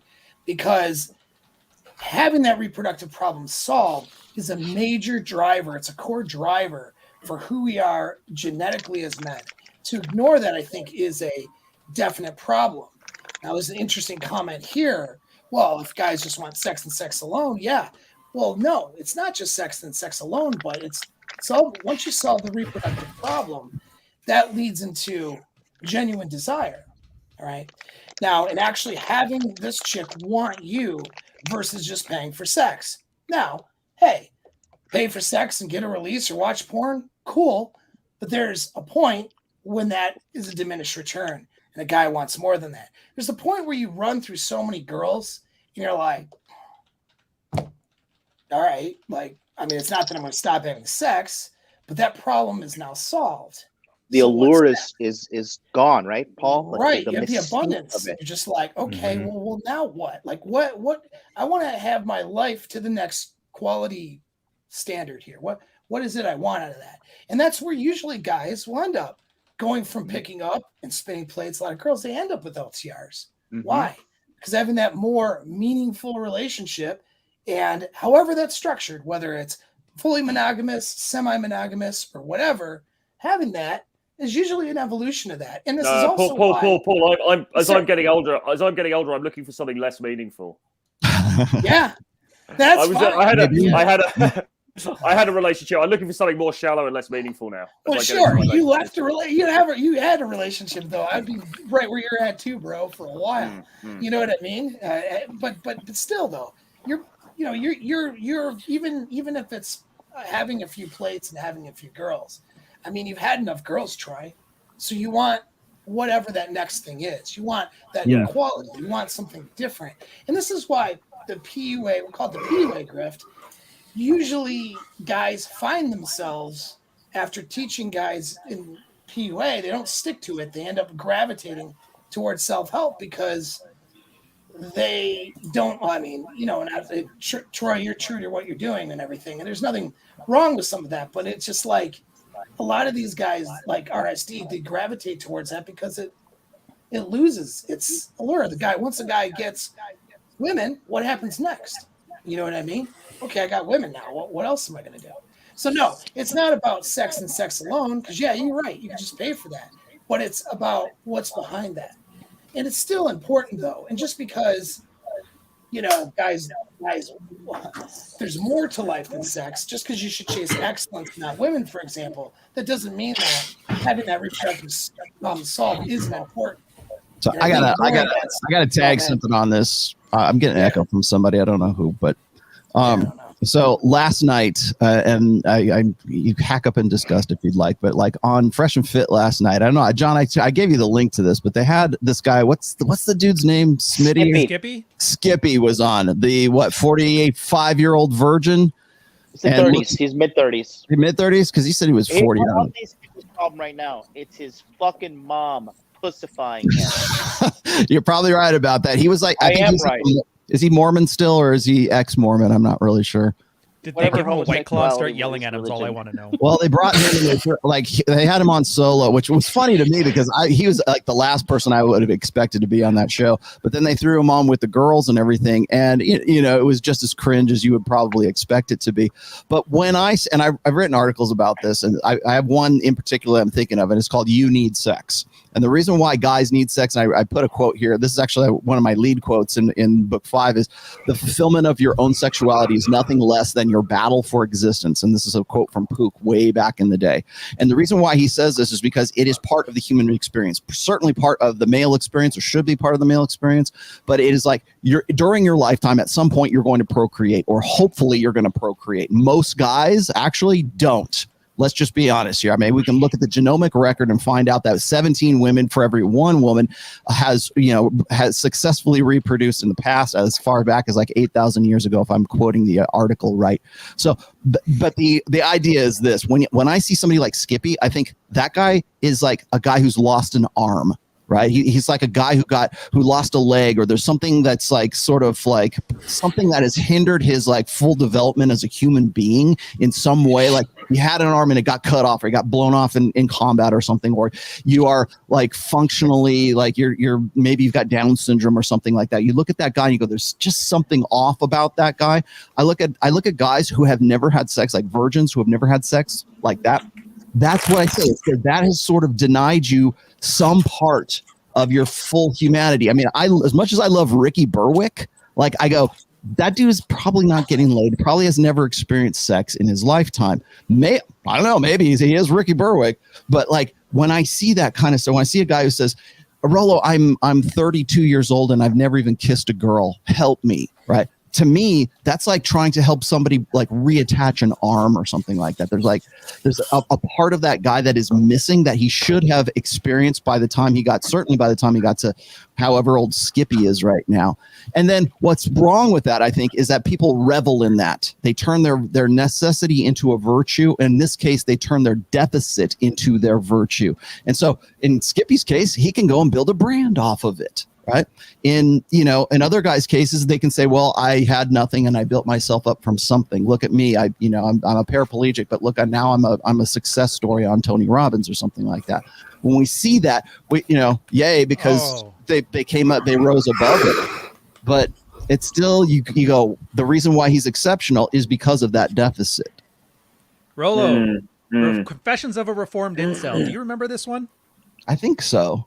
It was old. It's Red Pill Sidebar stuff. This was what people were recommended along with like the first year of stuff from your blog. And it's literally that. This guy was an incel for 12 years. Eventually he used Pickup to get himself out of it. And he kind of came back after the Elliot Rodger thing to do a piece on it. I put it in the chat. You guys need to read this. 12 years an incel. But here's the thing. He doesn't talk about a guru helping him out. He doesn't talk about how he signed up for some course. He basically just said, fuck it. Nobody's going to fix this but me, and he went and did it. And I think it's like, for all you guys that may be having lackluster whatever, I don't know your story, read this guy and tell me that if he can do it, you can't do it. Because it's just impossible. Even now going back on it, he looks at it the same way that somebody looks at like PTSD. I survived the war, and now I'm just living my life. It's like Rambo when he retired in that ranch in Arizona, you know? Well, there seems to be two responses to it, doesn't there? There seems to be either the black pill route, which is I can't get it, and therefore, and that makes me special and unique and different because I'm sort of outcast from society and blah blah blah. Yeah, you don't want to hear my answer. But then there's the other response, which is to make a necessity out of a virtue out of life is meaningless, but I don't have the courage to end it. And life has no meaning, and I don't want to do anything about it. It's funny. But then there's the other route, which is sort of like, no, I'm above all of that. That's for having sex is for low quality men. I'm a high quality man, and so it's not really a different argument. I'm in control of myself, self-control. It's the argument to do nothing. That's all it is. I'll say this, right? I always say, because I always go head first against the black pill community, and I destroy their leaders, right? And here's the deal. I will advocate against the black pill for the guy who has been kind of manipulated into it by consuming the content, because I've met some like really good looking guys making six figures, but they believe because they don't have the perfect jawline and that they're not 6 foot tall, they literally believe they'll never have sex. They literally believe they'll never have sex. So let me just finish this. So I actively put out the lifeline for these guys who want to escape from the black pill. But guys, look, you just gotta let these fuckers burn, man. Let them all like go black pill if you're go MGTOW, go NoFap, go. Just get the fuck out of my way. Because if you really want to get your life sorted out, that's what Rule Zero is for. All of us here, we're not gonna coddle you. We're gonna give you concrete results to get the life. Can I just say on that? So real quick, one second. Can I just have one thing on Wait a second, because Rich has got to go. So I want him to say if he needs any last words real quick. Oh yeah, sorry guys, I got to run, but doing a show on Monday on Unplugged Alpha on making some money as an entrepreneur. So I'm going to cover some tips that I've learned over the last 20 years. See you guys later. Peace out. See you, Rich. Man, see you. Cheers, man. Right. Yeah. Go ahead, Troy. Sorry. Can I just add on the back of that what John just said? So we were teaching some students in Finland, and we had a guy who came on the boot camp, and he was only like 20 years old, I think, maybe even 19. Young guy, tall, decent looking guy. He was a virgin. He'd never had sex, and he was going down the black pill rabbit hole. He believed that he wasn't good looking enough to end up having sex. Now he came on the event. He ended up meeting a girl. They made sweet love, and it all ended happily ever after. But he was talking to us afterwards, and he was saying he went through a 6-month phase of consuming black pill content and believing that it applied to him. And this is the problem with this black pill stuff. Most of the guys, I believe, most of the guys that consume this content are not actually, so far down the totem pole they're never going to get any action. Most of them are just average guys who, if they put a bit of work in, they would get results in dating and other aspects of their lives. And this is why it's so damaging, because it's sucking guys in that it shouldn't apply to. Exactly. Well, we're going to wrap this thing up. So I'm going to kind of go around the panel. And for last words here, I'm just going to start real quick. Just thanks, guys, for coming on. Thanks for letting me, having me host. And thanks for everybody in the audience for all the support, comments. Make sure you like the video, of course. Go and subscribe to everybody's channels, including my own. Things I have going on actually are pretty big. Don't have exact date yet. So get on my email list at apexmindset.net. But next month, I got a membership program and course coming out. It'll be an annual, like a year-long program, and that frame course is too extensive for me just to drop like a small course. So it's going to be Zoom calls weekly for those who are in the membership program, community, and a bunch of other things. That's going to be happening next month. So stay tuned for that. We got some stuff I've been working on for a while now that's going to drop. John, what do you got? Fitch. So go to johnfish.net, sign up for the newsletter. I've got seminars and stuff down the pipe. So if you're in the area, come on through. If you're not in the area, I'm hopefully putting together some stuff soon online. But yeah, reach out for seminars, small groups, private lessons. Nobody's going to teach you in this space better how to beat the crap out of somebody or how to protect yourself than me. So get on it and stop being a pussy. You better sign up, Cappy, because I'm coming to whoop your ass. Why? What happened, John? Something happened, John? Why? I'm gonna punch you in those Minnesota teeth one day, buddy. You just wait. John, you better sign this fool up. Jeez, John, we're friends. What happened? All right. Nothing really new. I'm picking rocks today, so if you guys want to swing on by my place, we can pick a bunch of yard of rocks. Basically, I got a lot of books, but probably the one you might want to get is the Book of Numbers, Analyzing the ROI of the Pursuit of Women. What's great about this book is, it's an Audible, it's in everything. But what's great about this book is it's a collector item because it's one of the rare book covers Roll actually completed. Hey, look at that! Look at that! So hey, I'm having to like do a lot of photo retouching on Joker's picture. That's all I'm saying. Really? Is that? Oh, okay. Anyway, so there's that book, and then I hired. If you need questions, my Grift is over at assholeconsulting.com, where I yell at you and you pay me money, and I'm your dad you never had. And then about the only other thing I'd say, I'm kind of closing in on 100,000 subscribers over at my YouTube channel, and I want my proud plastic trophy. I want my plastic trophy. So if you kindly go, just search Aaron Clary and subscribe over at my channel, that'd be awesome. And that's all I got. Hit subscribe on mine though first. I'm not even close yet. Right. All right. I've been talking about it a bit. I fucking hate this guru shit. I hate black pill guys bitching about how they can't have no hope in life and refuse to go start a shotgun. Like, at least some action's better than none. Actually, I take that back. It's very serious. Call the suicide help prevention number. Join Digital Ryan. I got a second channel. We're a lot more casual on this stuff. We're just playing Minecraft. We're taking the piss. All this ridiculous clown shit, I'm taking it about as seriously as I take electronic Legos. The subscriptions are up. Merch has started. We're going to have an SMP going. It's actually a lot of fun. A lot of guys like it because they can just sit in there and swap notes with each other. We don't have to have all the grifting and the branding. It's just, hey, my wife did this. Hey, my girlfriend did that. Hey, my date did that. And the guys can sort it out. And then, as always, if you want stuff that's a little more raw and a little more honest and a little bit requiring a little more discretion, there's always the Patreon. Every Friday, we have the weekly Q&As. And that is unadulterated, note swapping, 100% zero red meat, red pill. It's real guys, real relationship problems. I'm talking divorces. I'm talking plates. I'm talking making sure you're on the right side of the law when it comes to plate theory, all that kind of shit. And it's been awesome, and it's been going strong for about 2 years now.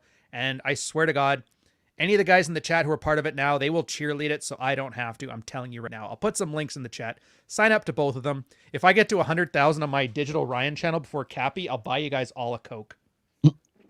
That's it for me. I'll buy you guys all a scotch if I get there before Ryan. That requires money, Cappy. Guys, sign up to my YouTube channel. Head over and subscribe. Just search Troy Francis. You'll see my channel. I've got a bunch of new style scripted short form videos going out there, which are going down very well. So go over and enjoy those. The other thing is, excitingly, I've got an audio book coming out, a trilogy of audiobooks coming out next Friday, narrated by none other than Red Pill star Mr. Jack Napier. It's called 50 Shades of Game.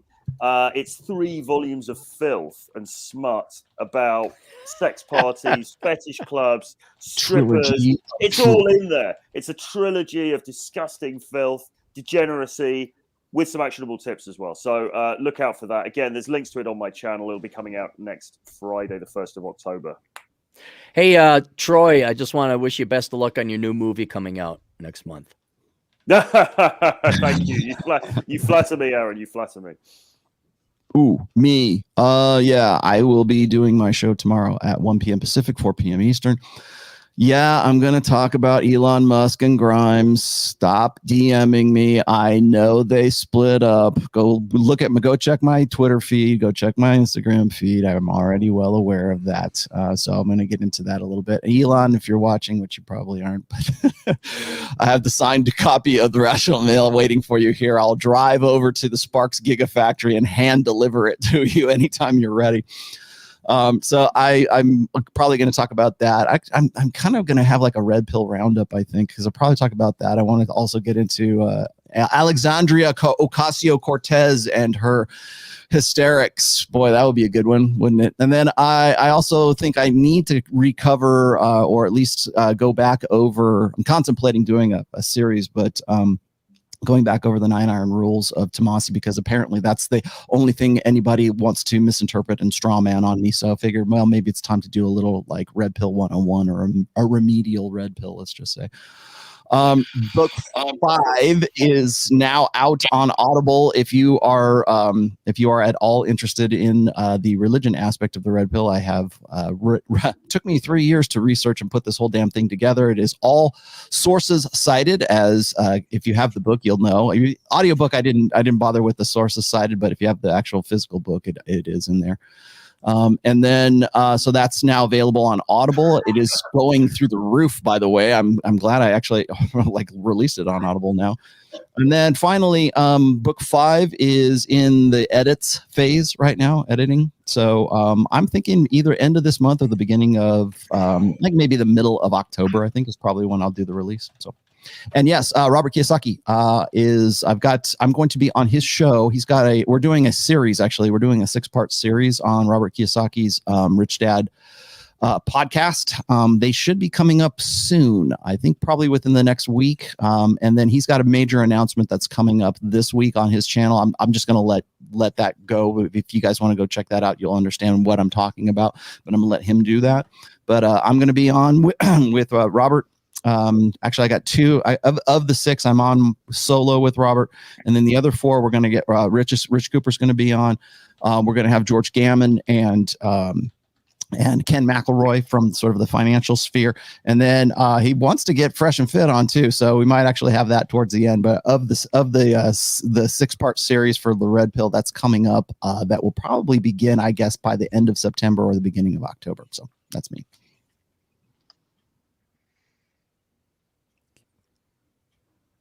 How's it going? Pandemicpickup.com. On this Thursday, I'm launching Pandemic Pickup, the Delta variant. It is the updated version to Pandemic Pickup. Just go right there. Got like 125 plus people on the waiting list right now. We're going to teach you how to beat the algorithms, which is the #1 enemy that Cappy doesn't mention in his book, the book of numbers. The algorithm is your #1 enemy on dating apps. And I'm going to teach you how to bypass the algorithm on Tinder, Bumble, you name it, we got it. We're going to teach you how to run salt game off of sugar daddy sites. And we're going to teach you how to do day game with Mac, the day gamer, as well. In addition to that, once you guys have the girl home after the successful date, I know a lot of you guys don't know how to escalate.